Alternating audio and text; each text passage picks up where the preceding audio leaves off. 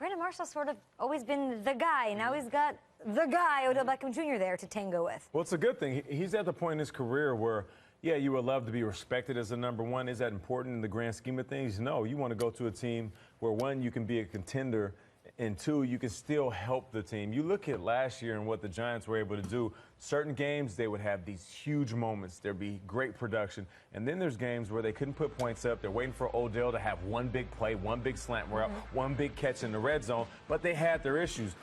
Shepard, he's going to be big this year because he doesn't have to be thrusted into the number 2 spot now as a young guy. Odell Beckham is going to continue to be Odell Beckham, the number 1 guy.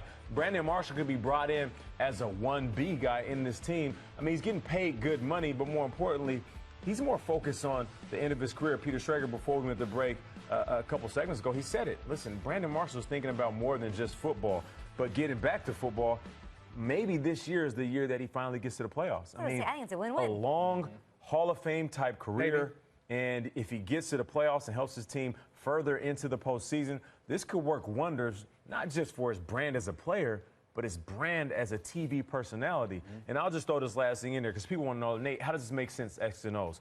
You'll hear all the time about the struggles from the offense of the Giants last year. It's the running game, and then the lack of production in the red zone. All the guys last year on the roster were under 6 foot. Victor Cruz, who they used way too much on the outside last year, 6 foot. Odell, 5'11". Sterling Shepard, 5'10". Brandon Marshall, 6'4", 6'5", big frame. So you want a guy that you can target in the red zone, put Odell on the slot, put Sterling Shepard on the other side. That's going to give these defenses fits. So does this make sense from an X's and O's standpoint? Yes. And is the offense going to get better? Yeah. Yes. This is a great pickup for the New York Giants. You mentioned him being a red zone weapon. He has 25 receiving touchdowns since 2014. That is 7th most in the NFL in that span. But that's like a utopian way of looking at things there, Mr. Burleson. If all goes well and breaks right, but we see, as we saw last season, that egos do play a factor in this locker room, in this team, with a personality as big as Odell Beckham Jr.'s. Now, you've got 2 big, vibrant personalities, and you think it's a good thing. It's a great thing. There won't be a problem. I know people say, well, what about Brandon Marshall and Odell Beckham coexisting? It's not a problem with Brandon Marshall. I want you to tell me in recent times, when has Brandon Marshall went off, on the field or even off the field? It hasn't happened. Yeah, early in his career, he had some issues, but he's embraced those, been very honest about those, and when he got help for those problems, now he's an advocate for people dealing with mental issues and trying to deal with certain things that people have problems with. So for me, I'm not worried about that. I'll say it right now. You won't hear or see an issue coming from Brandon Marshall next year. Comfortable here looking at his brand. 6-time Pro Bowler, but he's gone 167 games without a playoff appearance. That is the most among active players. What do you think, Kyle? Well, you called it Christmas, right? I mean, it's fun to open the present. Everybody loves the present when you open. I don't care what it is. I got a new toy. And a week later, 2 weeks later, it's not so cool anymore. You can't figure out how to put the Transformer together. It's a Camaro with an arm sticking out. You don't know how to do it. This is how I feel about this matchup, and I'm thinking immediately of those personalities, Brandon Marshall and Odell Beckham. Let's see down the line. Let's see in week 6 if the Giants come out 2-3 and this stuff is starting, and Odell and Marshall. Brandon Marshall, great player. He's never been a number 2. All those stops he's been through, Chicago, Miami, Denver, New York, he's never been a number 2. And Nate, I even tend to agree with you. I don't think you see an outbreak from Marshall. I don't think you see a display. What if he starts balling out? What if he becomes the number 1? I've come to trust Marshall more. But what if he becomes the number 1? He's got 2 touchdowns and 8 catches. Odell, football Kanye, I don't trust him yet. Football Kanye. The real winners right here are the newspapers, guys, because this is the great present. I'm TBD on this. Football-wise, it's awesome. We got this big, strong receiver, always has 100 catches. I love it. But between the ears and on the field and the locker room, I'm going to wait. Get back to me after a couple of months into the season. Financially, and I give the front office wonky side of this, it's a bargain. It is a bargain. It almost undercuts the entire market. Guys, we're talking about Pierre Garçon making $10 million a year from the Niners or the Rams. We're talking about Deshaun Jackson making $11 to $13 million. I'm going through the list here. Tavon Austin's going to make $11 million next year. Keenan Allen's going to make $11.5. He just signed a 2-year, $12 million deal. He's making $6 million a year. You know who makes $6 million a year in this league? Eddie Royal makes $6 million a year. Mike Wallace, Travis Benjamin, I'm not knocking these guys. Right. Brandon Marshall is an all-caliber player, even at the ripe age that he is. So, to me, financially, it makes sense. And if I'm the Giants now, last year you went all in. You said, Jerry Reese has been so conservative. Let's go all in on defense. Let's go get a Janoris Jenkins. Let's go get a Snacks Harrison. And it worked.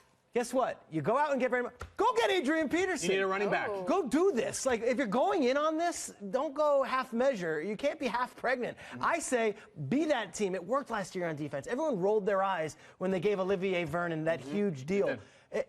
Everyone laughed when they said, oh my God, Snacks Harrison, he was the Jets' 4th bet. Those guys were Pro Bowlers. Yeah. Brandon Marshall's coming at a bargain bin basement price. And that is a discount because he wants to do the TV. He wants to stay in New York. He's smart for that. They're not done. They're not done. Giants aren't done. As far as dollars, it's a win-win on both sides. I mean, we know Brandon Marshall as a TV personality. I know him as a player. And then you're talking about the organization's perspective, getting him for 2 years, $12 million. This is a great deal all the way around. You know, I watched Wall Street, and I remember one thing that keeps popping in my head. 1986 classic. Listen, a bad bargain, everybody loses. A good bargain, everybody wins. And I feel like right now, Brandon Marshall and the New York Giants are winning in this deal. Are the other free agents at the wide receiver spot winning because of this deal? You have this, 6-time Pro Bowler taking a bargain deal. So we've still got Alshon Jeffrey. He was supposed to set the market, right, among free agents. They can't sign or do anything officially until, of course, 4 p.m. on March 9th. But then you've got Terrell Pryor, who you thought was the #1 free agent. Deshaun Jackson, Pierre Garçon. What does it mean for them? Anything? Yeah, I think they still get paid because I think there's still teams that need them. I think if the 49ers are willing to pay Pierre Garçon, they're still going to pay Pierre Garçon, regardless of what Brandon Marshall did. However, this was an eyebrow raiser around the league. I'm getting texts about it saying financially.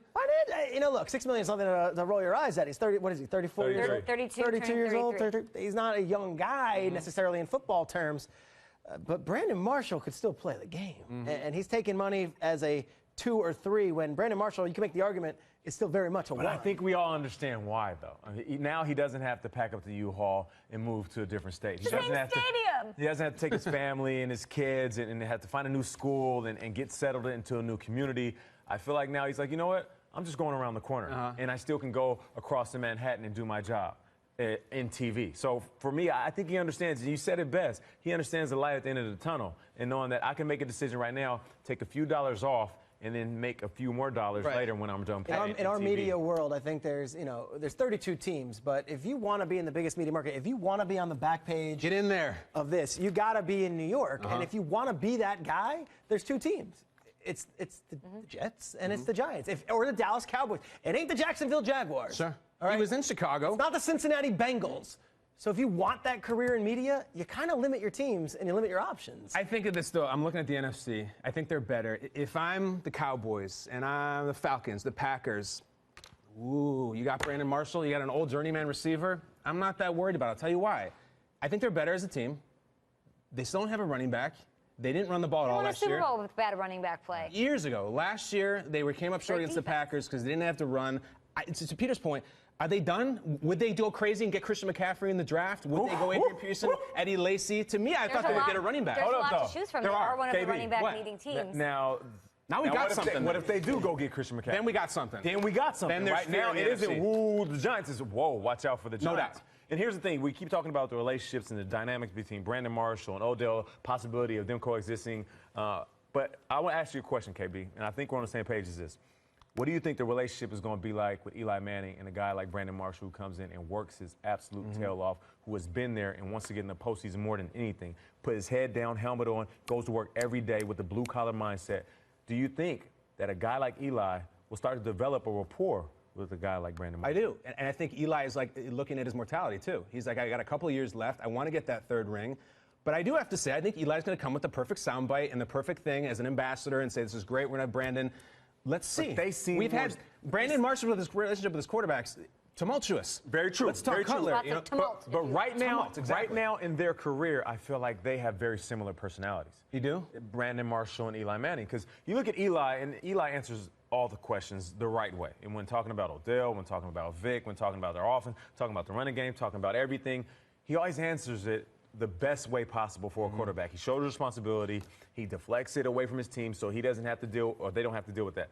But when it comes to Odell, I've seen him answer questions and looking in his eyes, I'm like, do you truly believe that? Or are you just saying it? Are you just throwing us off the scent? I feel you. Do you truly believe that your running game is good? Do you truly believe the play calling is everything it needs to be?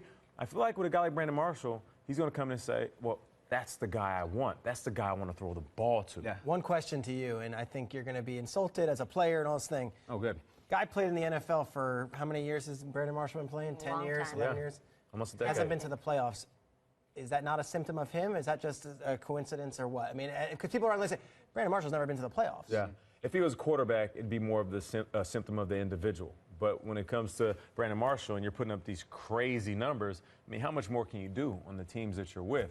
You know, we're talking about the bargain deal that the Giants are getting with Brandon Marshall. I think that's a part of it, too. I think he's saying, you know what, I can go to another team and make more money, but what teams are out there that have a chance to make the playoffs? You look at the Giants last year, they got close, and the receivers can catch the ball. Imagine if they had a guy like Brandon Marshall, not saying that he would have showed up and caught every ball that was thrown that game, but what if he would have set the tone that game? Would he have stopped them from going on the yacht? I think so. At this point in his career, maybe early in his 20s, Brandon Marshall Vic would have been on there. Maybe I would have been on there with him. Vic Cruz didn't stop him. He was But right there. Brandon Marshall's a little bit different this year. He's a little bit different the last few years. He's a little bit different the last handful of years. What have you heard from Brandon Marshall in the offseason aside from him doing things in the community? No, I believe it. I've come to trust him more. To me, the problem is Odell. That's the wild card. I mean, this is old school Brandon Marshall here. Cutler. I mean, this This Cutler. was feisty. This was fiery Brandon Marshall. Mini It's not Tito, a they called problem him. until it is. I think they're set up for success. I do see it as a win for everyone involved. You know, we are here in New York, so it's very interesting if this played out and this first big sort of domino fell here. Manny, our camera operator, biggest Jets fan I know, is like crying back there behind camera number 4. Yeah. And now all the Jets fans are going to have to see Brandon Marshall suited up as a Giant walking into that same stadium. I want the fan perspective. Usually we go to Kyle for that. I want it from you, Peter. You grew up in Great this call. area. Yeah. What are Giants and Jets fans Giants thinking fans right are a now? cynical bunch. I got a text from my friend Giants fan. Could they have spent that money on an offensive lineman, maybe? Really? They're happy though. This is cool. It's fun. Is North Jersey on fire right now? or Wide what? receiver is not really our biggest need. No, they got two great ones. We're okay at wideout. That's valid to me, don't you think? It's a good addition to the team. It's a good addition. But yes, fans, they'll be very happy. But like Kyle said, let's go week 6, week 7. And if the offensive line is porous and they didn't address that need, you'll hear it from A them. good addition for a great cost, which means you can still go spend some money elsewhere. You're talking to an irrational group of people, Nate, of course.